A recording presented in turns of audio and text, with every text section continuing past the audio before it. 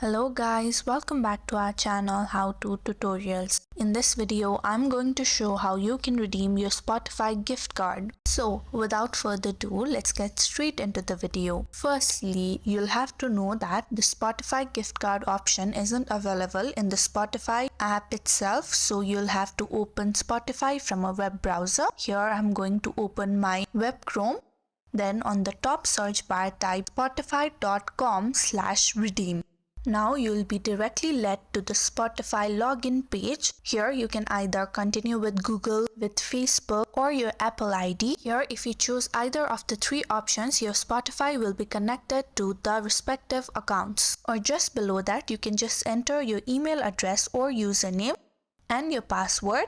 Here I'm going to log in with my email address and by entering my password. After entering your credentials, tap on login button. Then you'll be directly led to your Spotify account where you can redeem your gift card. Here on the enter your premium code box, you'll have to enter the premium code that you have. Then just below that, you have to tap on the box that states I'm not a robot.